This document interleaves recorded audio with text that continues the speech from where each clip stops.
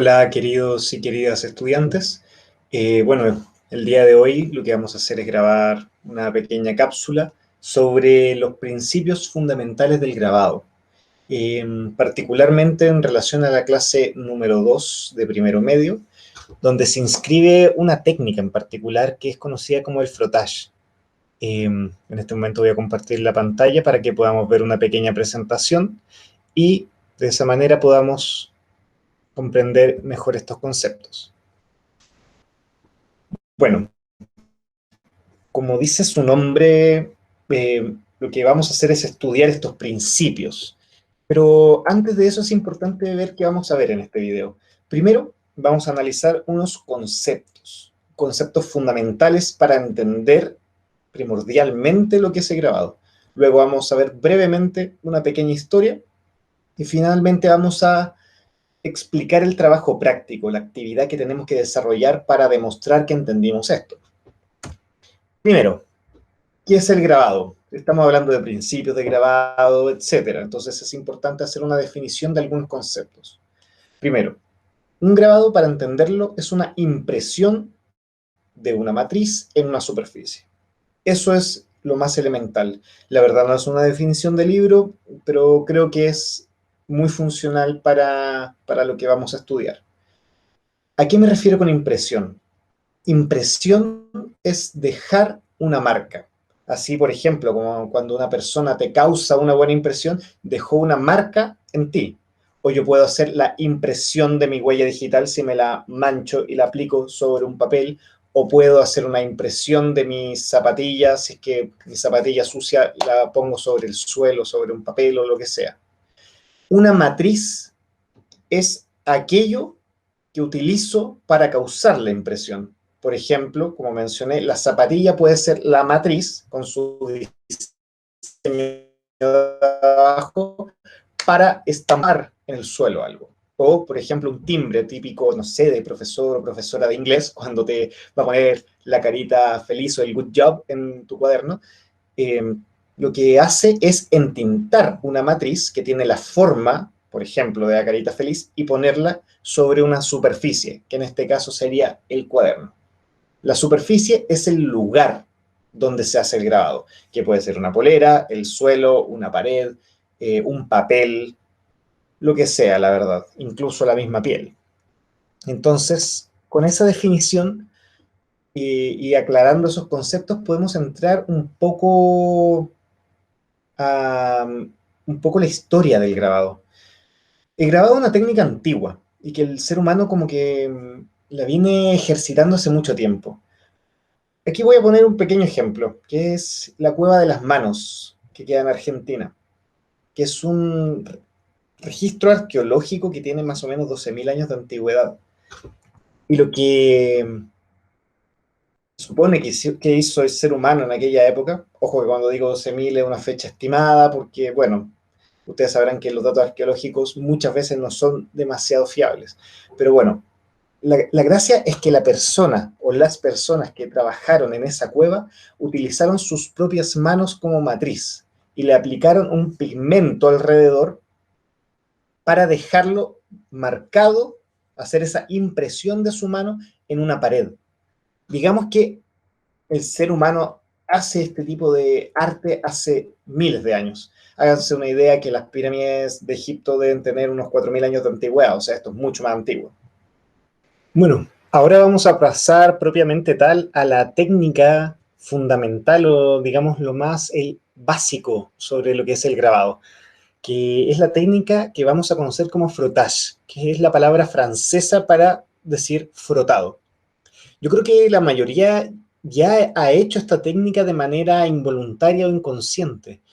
Eh, pero para que se hagan una idea, el frottage es la técnica de grabar una matriz por medio del frotado de un pigmento sobre una superficie. O dicho de otra manera, es como cuando estaban en clases y ponían una moneda, la hoja de su cuaderno encima y le pasaban el lápiz encima. De esa manera, la matriz, que en este caso es la moneda, quedaba grabada, o sea, quedaba la impresión de su textura por medio de la aplicación de este pigmento en la superficie, que es el papel. Entonces, vamos a entender que el frottage es la técnica de capturar texturas sobre una superficie. De esta manera yo les pido que en este momento vean un tutorial muy pequeño que vamos a ver sobre cómo hacer esto paso a paso. Digamos, primero se escoge un objeto rígido para usar de matriz, se pone una superficie de papel sobre este y luego se aplica el pigmento, en este caso el lápiz. Así que presten mucha atención a este breve tutorial.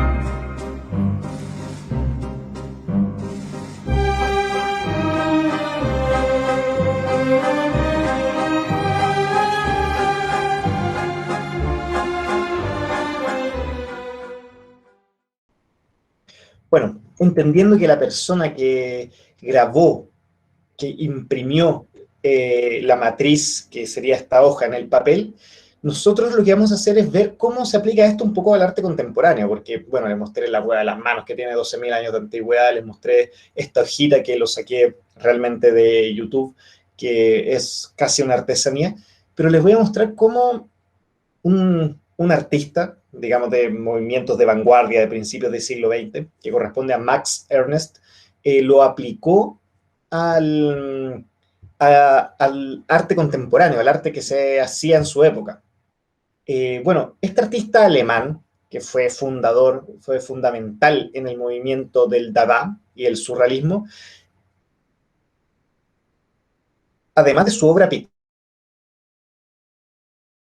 incorporar este tipo de técnicas que son quizás más sencillas, más simples o menos nobles, entre comillas, en el arte contemporáneo. Él como que lo empujó las fronteras del arte e incorporó esto. Y empezó a desarrollar una serie de obras muy sencillas con carboncillo, lápiz sobre papel o tela, donde capturaba texturas. Si nosotros observamos la obra de Ernest, como que podemos casi sentir la textura de lo que está trabajando. Él hacía distintas composiciones que no tenían mucho que ver con lo real. Nosotros si la observamos, de hecho en clase muchos estudiantes lo que hacían era tratar de adivinar qué textura capturó. Lo que podemos entender es que el tipo lo que hacía era juntar, hacer como una especie de Frankenstein de diferentes texturas para armar una obra nueva, una composición. Muchas veces era más realista o más figurativa, como pueden ver acá en este caballo o en estos pájaros. Lo que hacía, por ejemplo, era capturar la textura de la madera. Encima ponía unos como esta especie de palitos de helado, distintas cartulinas y las disponía para que se entendiera determinada forma. Pero la gracia es que se vuelve sumamente táctil el trabajo. Pensemos que las artes visuales, como dice su nombre, muchas veces trabajan principalmente con el sentido de la vista. Otras veces trabajan con la espacialidad o el oído. Pero aquí, además, el artista lo que hace es incorporar la textura, o sea, el tacto dentro de esto. Entonces, se produce un ejercicio un poco sinestésico, donde podemos, a través de la vista, casi sentir cómo se siente algo. Sentir si la superficie, la textura es rugosa, suave, blanda. Ahí ustedes pueden pensar otro tipo de textura. Bueno, y vamos ya con el trabajo práctico. Lo que tenemos que hacer es capturar al menos 10 impresiones de diferentes objetos. Objetos o superficies. La gracia es que sean 10 texturas diferentes.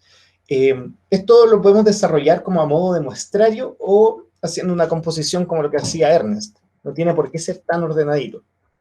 Sin embargo, yo les voy a mostrar algunos ejemplos que ya han salido en clases. Por ejemplo, este muestrario, que no es tan ordenado, pero es muy interesante, que lo hizo una compañera de primero medio.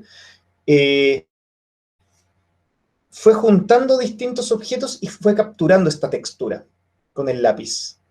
Y fíjense que se ve muy interesante, como que si los recortáramos incluso podríamos hacer una composición. O por ejemplo, este me llamó mucho la atención, como también esta compañera eh, hizo un muestrario muy sencillo, pero hizo un ejercicio muy bello. Como que uno prácticamente puede sentir con los dedos con solo mirar esta imagen.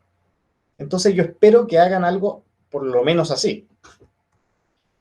O para los que quieran hacer una cosa más ordenada también pueden hacerlo de esta manera. O así, incluso incorporando lápices de colores, algo más abstracto, algo más figurativo, por ejemplo, como lo que pueden ver acá. Bueno, también pueden hacerlo de esta manera, con carboncillo, lápices de colores, ahí ustedes van a determinar qué material es el mejor. El punto, y lo más importante, es que esto quede registrado en sus croqueras. Esto es importante que quede ahí y que lo envíen por correo posteriormente para que yo pueda revisarlo. Bueno, eso corresponde a la clase número 2, al frotage. Espero que quede lo más claro posible y saben que cualquier duda pueden enviarla a mi correo.